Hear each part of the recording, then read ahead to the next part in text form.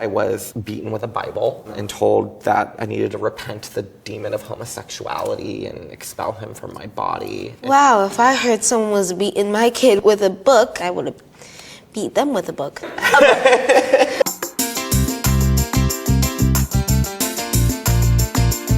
Hello everybody, welcome back to my channel. I am Jen and this is Fundy Fridays. On my channel I talk about different aspects of Christian fundamentalism while doing my makeup. Today I am going to be talking about conversion therapy as well as exploring the world of the ex-gay Christian movement. And forewarning, I'm not going to make fun of anybody because after all, these people are all victims of a homophobic agenda and often spiritual abuse. Conversion therapy, often called reparative therapy, is the pseudoscientific and often abusive religious practice that purports to change a person's sexual orientation or gender identity. This contentious practice has been condemned by damn near every major medical association and has been associated with increased rates of suicide attempts. An estimated 20,000 LGBTQ youth will undergo conversion therapy in the US before they turn 18. A 2018 study from the Family Acceptance Project at San Francisco State found that among LGBTQ youth, attempts to change sexual orientation during adolescence were associated with elevated young adult depressive symptoms and suicidal behavior, and lower levels of young adult life satisfaction, social support, and socioeconomic status. In particular, the study found LGBTQ youth who underwent conversion therapy experienced more than double the rate of depression and nearly triple the rate of suicide attempts. And rest assured, anytime I say therapy in this video, it's in quotes. Therapy is something that's supposed to help you, and conversion therapy does not do that. What these people do is beat you, psychologically manipulate you, and charge thousands of dollars for it. For research on this topic, I watched every YouTube video I could find, read all the articles I could find, and watched a movie called Boy Erased, which is based on the book of the same name by Gerard Conley. The author is now an LGBTQ activist and routinely speaks out on the horrors of conversion therapy. The movie is kind of cheesy at times. I mean, Troye Sivan and Flea from Red Hot Chili Peppers are in this movie, but nonetheless, I do recommend it, and the message is very clear if you watch it. I will warn you that there is a rape scene in the movie, so if that's something you don't want to see, don't watch it. In most situations, parents will send their kids to conversion therapy in an attempt to get them help and fix their homosexual desires, be they actual or perceived. These therapy programs are designed to lure well-meaning or religiously minded parents into sending their kid to be subjected to horrible abuse in order to cure something for which there is no cure. They have been told by their church, by their peers, and society at large that homosexuality is a depraved sexual perversion, and if sending them to conversion therapy will take care of the problem, then it's worth the pain that the kids will endure. And a lot of times kids will actually want to go to conversion therapy because they feel so much shame regarding their same-sex attractions. But once the kid realizes the horrors of what's going on and that the treatment program they've entered to is a sham, they can't exactly up and leave. Of course, they are free to go. With enough provisions stapled onto their process of leaving, it can be relatively easy to lock someone down against their will. Furthermore, because they are most likely living with their parents and can still be kicked out, the external pressure to stay keeps kids trapped in the program as well. So many of them will lie to get through the program or convince themselves that it works so they can move on with their lives once they leave. Many religious people have their own anecdotal ideas for what causes same-sex attraction. They will say things like homosexuality is akin to bestiality or pedophilia, and I'm sorry, but I'm going to force you to watch a TikTok here. Oh, the word homosexual was never in the Bible. It wasn't in the Bible till 1946, and the word it replaced translates to pedophile. Wonder why they did it, must be a mystery. They will also say things like homosexual behavior is a result of generational trauma or sexual abuse, and you probably know, just because someone abuses you, that has nothing to do with your sexuality, but situations like that often get used as a reason for someone being gay. It is of note that none of these claims have been backed up by consistent empirical research. Furthermore, the lax state of laws surrounding the formation and management of conversion programs has in the past allowed any individual with unscientific ideas how to treat homosexual desires to form a treatment program and start providing therapy with minimal oversight or regulation. What were you made to go through to try to change who you were? I went to a psychiatrist when I was 24. I'd already actually come out as gay, but been rejected by my family. I was depressed and isolated and estranged. And this psychiatrist told me that basically all of my depression and a history of trauma had created this false idea that I was gay. And so the goal in therapy would be to face the trauma, and it would help revert me to my innate heterosexuality. He prescribed psychiatric medication, a sedative, antidepressants, and then several more antidepressants, ultimately 4 at the same time with this sedative. Always with this goal of as he would word it, correcting the error of my homosexuality. The dosages had to be increased constantly. He would say we needed to silence my homosexuality, which translated as still continued desire. I mean, my same-sex feelings never diminished, so the medications were increased. Then he started to inject me with ketamine hydrochloride, which is a animal anesthetic. He did that before reparenting sessions, which he said again would help What's heal reparenting? after being injected with ketamine, and he would nurture me and cuddle me. Nurture, I use these words figuratively, and this would help heal my inner brokenness. So he did this, and he hired a woman to do this with me as a surrogate mother. So these were my surrogate parents. And ultimately, he started using aversion therapy on me. Aversion therapy being what? Electric shock therapy? In my case, I'll be blunt, he had me bottle my feces, and he told me I needed to do this to be reminded how gay men had sex. And this would correct my sexuality, which of course only increased self-hatred and the shame. Not coincidentally, around this time during the therapy, privately, I'd started cutting. I had no Cutting other way of yourself? cutting myself privately. So were you having Which- suicidal thoughts going through this therapy, supposed All therapy? the time, all the time, all the time. But I listened to what the doctor told me I needed to do. There didn't seem to be any other option at that point in my life. And also these psychotropic medications, incredibly powerful. I had no real rational thinking process at this point. Since conversion therapy is not a legitimate form of therapy approved by the American Psychiatric Association, there is no formal oversight or inspection process to which these programs must adhere. There is no one to hold the counselors accountable for the well-being of kids in their care, let alone to assure that the program is efficacious in any way. The Diagnostic Statistical Manual, 5th edition, and ethics that rule over other mental health programs are simply and disastrously not applied to these kinds of programs. And since there is no proof that one's sexuality can be changed or reversed, they don't have and are not held to any precedence of success. The counselors, who are often just clergy members, are free to make shit up as they go along and have faith that it will work somehow. And I found an article that kind of puts it in better words than I can from the National Sexual Violence Resource Center. Many forms of conversion therapy are misapplied versions of otherwise acceptable models of therapy. Historically, conversion therapy has involved interventions like electroshock therapy used to particularly brutal ends. Sometimes practitioners will still use physically abusive methods, including applying ice, heat, and electricity to the body to associate the pain with images or video of LGBTQ people in romantic or sexual settings. It can involve techniques like aversion therapy, which involves instructing someone to walk and talk in gender-normative ways. Some forms of conversion therapy are religious in nature, which can inflict spiritual trauma. Conversion therapy has been denounced as ineffective and harmful by major health organizations like the American Medical Association to the American Academy of Child and Adolescent Psychiatry. Its practice on minors has been made illegal in 18 states plus DC and Puerto Rico. However, these laws only apply to licensed therapists and not to clergy or unlicensed counselors, like life coaches, leaving open the possibility that minors in these states could still be subjected to forms of conversion therapy. So we can't really talk about conversion therapy without talking about spiritual abuse. Spiritual abuse is abuse administered under the guise of religion, including harassment or humiliation, which may result in psychological trauma. Religious abuse may also include misuse of religion for selfish, secular, or ideological ends, such as the abuse of a clerical position.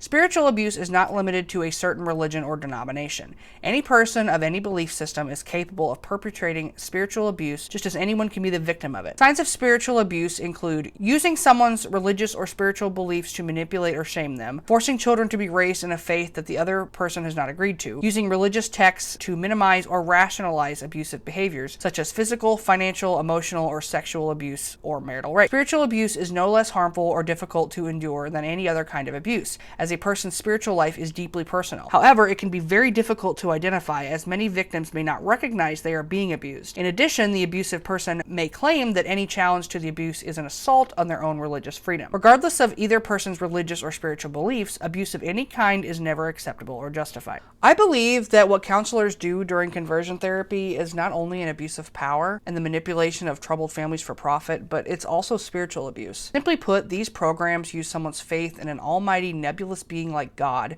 in order to try and manipulate them into changing elements of their personality that cannot be changed. In doing so, their spiritual well-being is tied to making this impossible change and is likely to create long-lasting psychological trauma, which ironically will require a real therapist to fix later on. So, what happens in conversion therapy? Since there is no real standard for how they are to be run, they can take on a variety of forms. Sometimes it's an after-school program, a weekend retreat, or an intensive inpatient-style program. If a patient is not cured of their same-sex attraction, then the programs can be extended to last for weeks or several years, and they are not required to provide the individual in treatment with a designated time frame for the program to end. The whole time, the patient is being abused in several aspects of their life and are being let down by their loved ones and their peers. In the movie Boy Erased, Gerard Conley undergoes a conversion therapy program called Love in Action, which is a real organization. Love in Action changed its name to Restoration Path in 2012. In this program, Gerard was tasked to create a genogram, which is kind of like a family tree but for sins, and he was supposed to map out every sin that every member of his family had committed. This was supposed to help him pinpoint where in his family line his same-sex attraction comes from. All the while this is happening, the patients are not allowed to discuss any aspect of their therapy with their families. While it cannot be definitively proven, it would seem likely that the familial isolation was encouraged because if parents found out what was really going on, they would be very upset and take their kids out of this expensive program. Gerard also has to learn to be more masculine while being ridiculed and humiliated in front of his peers,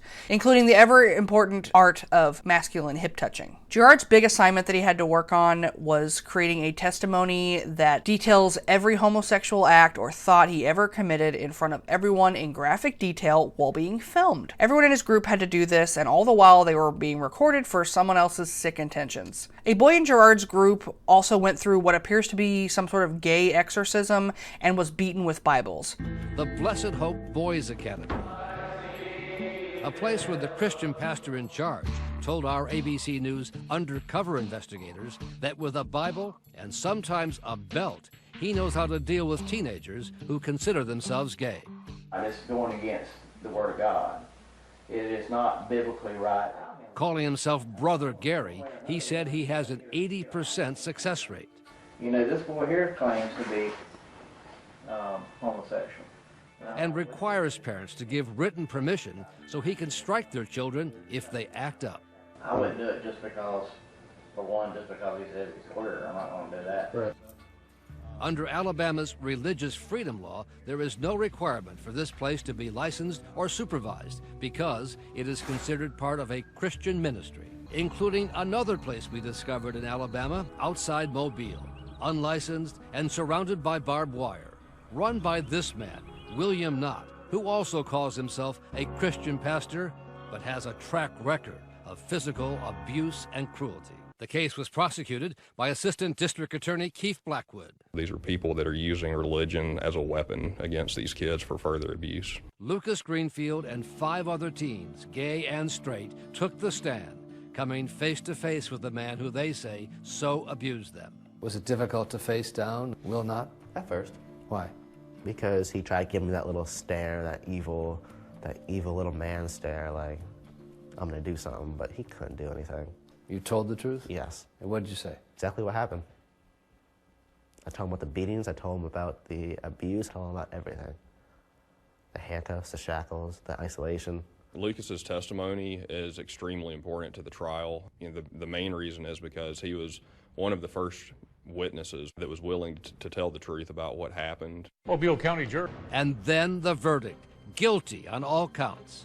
Knott and 2 other so-called Christian pastors taken away in handcuffs, sentenced to 20 years in prison, a sentence the judge said he hopes sends a message across the country. Many people go through years of torture because their community refuses to accept them. Many of these stories of conversion therapy involve minors being showed graphic sexual images and, quite frankly, grooming from the adults that are supposed to be caring for them. Here is a story from another conversion camp survivor. My last year in college, I did one-on-one therapy. During that, I was encouraged to look at straight porn quite often, which was also strange to me. It was against the rules, but they were like, it's to make you straight. You're the exception to the rule. I had been raised to believe that porn is horrible and awful and terrible, but they were like, no, we need you to watch straight porn and specifically focus on the vagina and how it would feel to be in a vagina. It made porn so awkward. Not that porn isn't already awkward to some extent, but it's getting analytical about it. Every week they'd be like, did you look at porn? Did you enjoy it? I'm like, boobs are fantastic, and I'm finding myself more mesmerized by the female form and having to really awkwardly lie and be like, yes, women are great and beautiful and I want to have sex with them. It was always really, really strange. All I wanted to do was get out. I tried to kill myself twice, but eventually I got to the point where I was like, I can't change. If there's a problem with God, and that's not a God that I think would be a good God. By then, pretty much 95% of my community base that I had grown up with didn't want anything to do with me. They disowned me. When someone goes through conversion therapy, they are humiliated in all aspects of their life, and that's when it's time for the next step in the process. Another conversion therapy survivor writes, the first step, which usually lasted 6 months, is where they deconstruct you as a person. Their tactics still haunt me. Aversion therapy, shock therapy, harassment, and occasional physical abuse. Their goal was to get us to hate ourselves for being LGBTQ.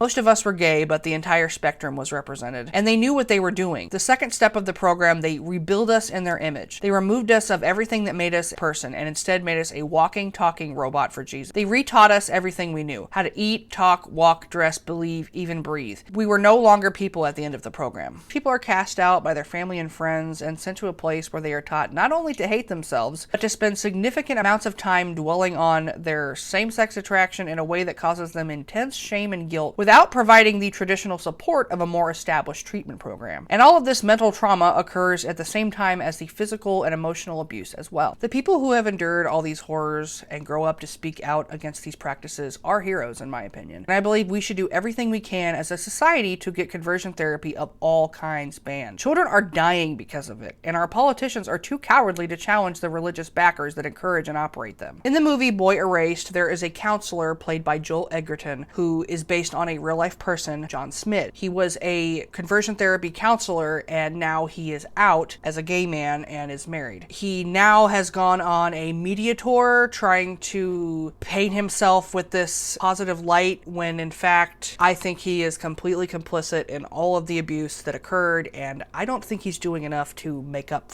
to his victims. Walking in stride with the conversion therapy issue is the ex-gay movement. These are consenting adults that actually choose to participate in conversion activities, and many of them are calling themselves ex-gay and have actually formed a community. Angel, I know you were a victim of some of those bullets, correct? Yes, correct. So you're definitely a living miracle, both of you. Tell us a little bit about your background, Angel. Yes, I actually grew up in church. I was in church my whole life. Even though I had those thoughts and those feelings and desires in me, I didn't act upon it. Until I was 18 years old, a lot happened in my family. My dad cheated on my mom with my best friend, and I turned into a rebel. And I took that time. I was like, I'm done. I left my home, and I started to live the life of homosexuality. And I was gone from God's will for 8 years. And as the years passed by, it got worse and worse. Not only was I consumed in homosexuality, I was an alcoholic, and I was addicted to cocaine as well.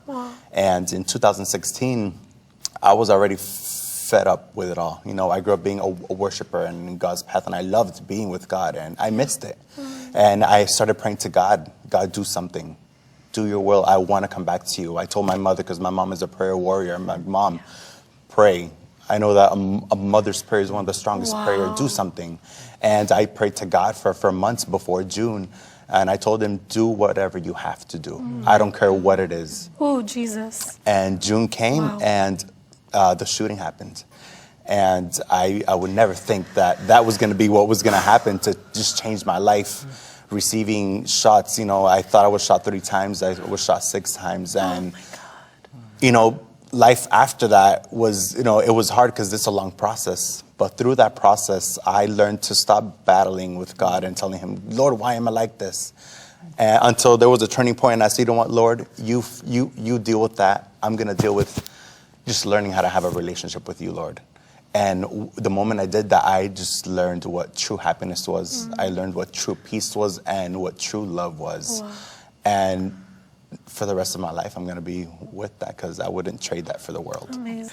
I just, I'm like, wow, God, you know, and then to me, it seems, it speaks to how God reaches us all in different ways, you know. For some of us, we're a little more stubborn than the others, and, you know, and it'll take a dramatic experience. And I feel like God could have used a pamphlet or something instead of all this, but what do I know? This same man actually hosted an ex-gay freedom march about 5 minutes from Pulse. Talk about not reading the room. Come on.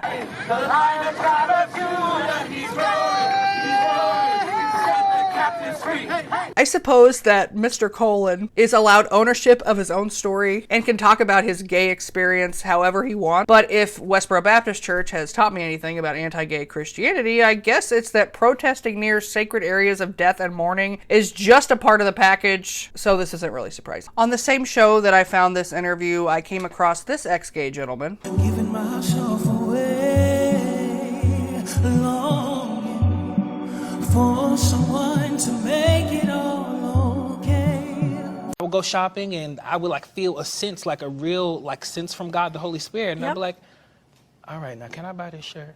That's good. And he'd be like, yeah, buy the shirt. Like I had to get confident and like, this is who I am. You, just because you're fashionable, just because you have style, just because you are entertaining, just because your personality is not somber, you're not macho, or you're not, that doesn't mean you're not a man. That doesn't mean you're not a woman if you dress more athletic. That's just who you are. Exactly. God gave us all individual gifts. We all have different fingerprints. None of our fingerprints will match. You are your own person. Yeah. Okay, so you figured out that gender stereotypes are bad because people think you're gay when you're really just fashionable. Now, what other logical fallacies could we also make about having to be ex-gay to be accepted into church again? And then you have people like Jackie Hill Perry, who was brought out by all the Fundy bloggers as the token ex-gay person. Jackie Hill Perry is a wife, mother, teacher, author, poet, and an ex-lesbian. This means that despite experiencing same-sex attraction, Jackie has chosen to commit to a heterosexual relationship with her husband, Preston. Jackie did not experience conversion therapy, but at the age of 19, she felt God speak to her and reveal the sin in her life, both holistically and with regards to her sexuality. You are in what I think a lot of people would view as a very conventionally heterosexual relationship. Absolutely. How do you define yourself, though? I define myself as Christian. I just feel like it's unhelpful to define my personhood by what I am attracted to or who I like, but rather who do I serve. Do you still experience same-sex attraction? Yeah. Yeah, women are still pretty and women are still beautiful, and I think there's still things about, I think it's definitely something that I can see myself wrestling with and wrestling through probably until the day I go to glory. I was struck by how open Jackie was with me about her struggles and how supportive a relationship she's built with Preston. But I was still struggling with the way that many churches prescribe Jackie's message as the only resolution to faith and sexuality. I wonder, what is your opinion of reparative therapy, conversion therapy? I'm not a fan just because I don't believe that God's heart is to change people's orientation. I don't see God calling people to be straight. I see him calling people to be holy. Do you think that you have more in common with me or with the protesters that I spoke with yesterday? I have nothing in common with them. The way it's presented is sinful. Some of the conclusions they come to about people and dignifying them is sinful. I think they tend to fall more on the Pharisee side than Jesus' side. Why do you think that you're grouped in with a lot of this really like hateful rhetoric that we hear from the Christian community about the LGBT community, and how do you feel about that? I think people have used testimonies such as mine to weaponize people or be used as a weapon to abuse and to be harmful and to lack empathy. There isn't a affirming from me from some of the perspectives that you hold. But also, I think the love is I don't feel the need to constantly tell you that I disagree. In your view, is my marriage to my wife a cross of mine? If we were, I guess, to apply that to you, the marriage and the relationship is something to put on the cross. Yes. Oh. Yeah. So my marriage is like, no, you gotta divorce? If you take what Angel has to say and Edward has to say and what Jackie has to say on the subject, a picture starts to appear. It sounds like these people have been ostracized in their churches, that they understand what it's like to not have anyone want to listen, to know what it's like to be told you have to change. But they haven't taken away the same message that I have. They want their sin to be treated like any other and feel the healing power of the Holy Spirit. The point is that there's nothing wrong with having same-sex attraction, and they should be allowed the happiness that seems to be exclusive to straight people going to church. Churches and programs rely on the scant mentions that the Bible makes towards homosexuality in order to develop a simple and easily understood enemy. I'm not going to pretend that I'm a biblical scholar, but even relative cursory Google searches reveal that the Bible at best only mentions lying with another man in the vaguest terms possible. No matter how hard these bigots try, there is simply no foundation for which Christians can effectively use the Bible to comment on the sinfulness of same-sex attraction. Hating the LGBTQ community and wanting to change them is only a Christian thing because it was a cause that the community latched onto early and for which scripture is exceptionally ignored in favor of judgment. I sincerely doubt Christ would have ever picked up the word of God to beat a struggling child, but I expect he would have a very harsh reaction to people like John Smith who warp Christ's message and sell their own demented version to people who are desperately seeking support. Conversion culture, as it's being called by others, does harm to queer folk who still want to be Christians. I believe that sexual orientation does not eliminate someone's desire for spirituality and has no bearing on their ability to follow the true teachings of Jesus to make the world a better place in his image. That's a very personal and special thing that everyone deserves if that's what they want. And if you are a queer person who believes in God and still wants to go to church, there are progressive churches out there, and there are even churches comprised of queer people who will love you and accept you just the way you are. A recent study found that more than 40% of queer people identify as Christian, so to invalidate our existence is both damaging and misguided. The fact of the matter is, Christians like me do exist. Whether you're the L, the G, the B, the T, the I, the A, or any other letter and representation identity in this beautiful spectrum that we call your people, your creation. And we don't say that we have pride because of what we do in and of ourselves, but we have pride in the creation that you have made. I take pride in the fact that you call me your child.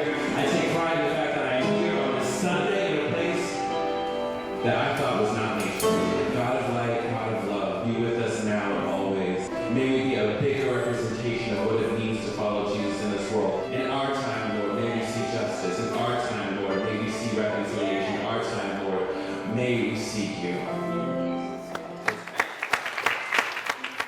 In this unique Baptist church, people feel God's love regardless of who they are. But for Leah, raised a traditional Baptist, coming out led to divisions at church and among family members. She came in the room and shook me and was like, "You're not gay," and she was crying over me and, telling the demon to come out, and I wish you were, dead rather than be gay. I was so shocked, and I was also disappointed in myself because I knew that this was a moment where, they weren't proud of me. In that moment, you felt disappointment? Yeah, a lot of shame.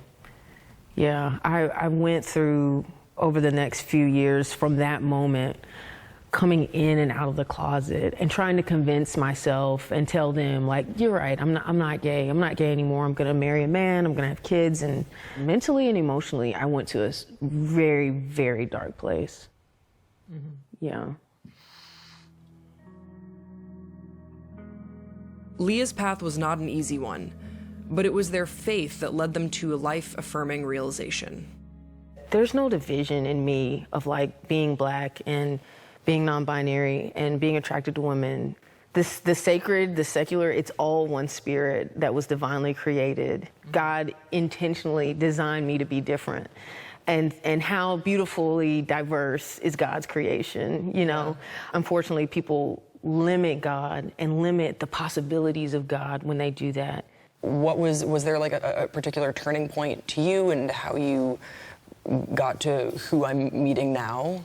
I find confidence in knowing that there's a God who is so much bigger than the judgmental, narrow-minded people, try to make God out to be. I think it is truly heartbreaking that anyone would want to completely erase their identity and give up everything they love just to be a better Christian. The process hurts me because I truly believe that the individuals who perform and undergo conversion therapy are at the very best trying to appease a God that, in my opinion, doesn't exist. But make no mistake, Christians should be enraged by these practices as well, if not even more than atheists like me. See, the thing about researching homosexuality in the Bible is that there is very little firsthand knowledge to go on because the book does not effectively or consistently address the topic at all. Everyone you will find that claims they have a conclusive answer on the topic is either lying or has otherwise decided that their interpretation of scripture is the most true, while having nothing to back up that claim beyond the strength of their own persuasion. These are Christians pretending that they know more than God, convincing people to follow them instead of the Bible or the Word, and then using this position to beat and traumatize vulnerable children. The monsters that run or ran these programs, like John Smith, are using the name of Christ to enact greater suffering, and I don't know if I can think of anything that should be more disturbing to a Christian than that. In the ex-gay community, homosexuality is seen as another bad behavior you can overcome, just like biting your nails or smoking. The human brain is incredible, and I do understand that you can convince yourself of anything, especially if convincing yourself or others that you're straight will lead to your own survival. There's nothing wrong with being LGBTQ or asexual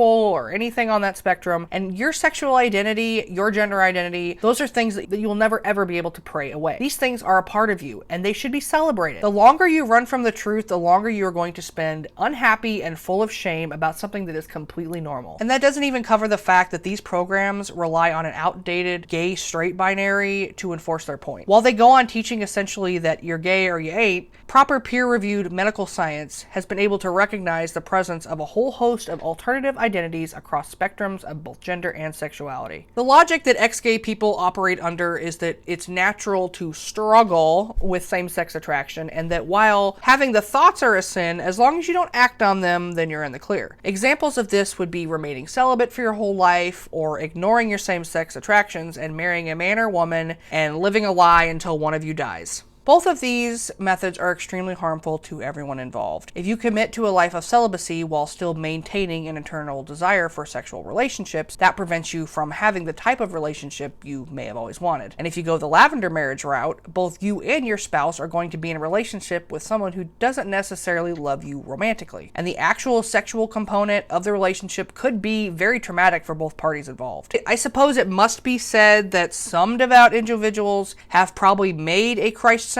mixed orientation marriage work for them, with all parties involved being aware and consenting, which good for them, I guess. But it would appear quite obvious that the risk of lifelong trauma that negatively impacts a person's mental health, relationships, romances, overall well-being is so much higher for those individuals than for those that the church accepts without provision. And once again, I must state that all of this trauma is set upon a foundation of lies and unnecessary persecution, and as such should be abolished, even if some people were able to cram themselves into the straight box successfully. I myself am bisexual, and throughout my life I would try to bury that part of myself, since I could just date guys and pretend that that part of me didn't exist. Despite having relationships with women, I would come out of the closet and then go right back in, always thinking that it was a phase or something. And I didn't fully come to terms with that until I started dating James, and he taught me all about bi erasure and my internalized homophobia. I am a privileged cis white woman in a straight passing relationship. I don't get discriminated against for who I love, but not everyone has that same privilege as me. I want to use my voice to help those that are being affected by our homophobic society and a government that allows children and adults to be tortured in the name of conversion therapy. I want people to be aware about these horrible practices that are happening right under our nose. I want people to realize that our current vice president supports conversion therapy and worsened an HIV outbreak in his state while he was governor. I want people to realize that George W. Bush pushed money and provided undue protections to faith-based programs starting in 2001, and that his funding was a likely catalyst for the explosion of conversion programs that we see in those years between now and then. God didn't make conversion programs. Money did. Celebs like Justin Bieber and Chris Pratt, to name a few, attend churches like Hillsong that support conversion therapy. And when they get called out for it, they act like this is their first time hearing about this. I'm not saying that a celebrity or a member of a church like Hillsong are to blame for the rise in conversion therapy, but I'm saying that having a laissez-faire attitude towards abusive policies makes it easier for churches to slip under the radar and continue conducting conversion therapy. If you attend a church, it is your responsibility to understand the beliefs, policies, and teachings and to ensure that they align with your own views. If they do not, you either need to speak up or abandon that church in favor of one that does align with what you believe. Otherwise, it is reasonable for those around you to assume you believe just as your church does. No one goes to Klan rallies for the fellowship. Well, you know who won't make you change your sexuality? The official Fundy Fridays fan club.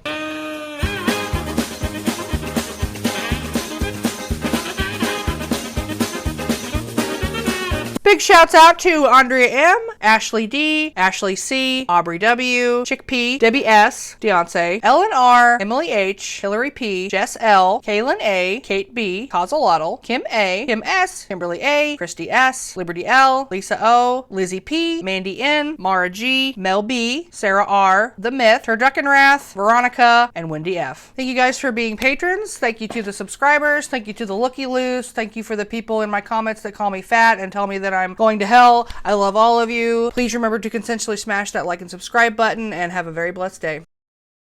You know how to do it.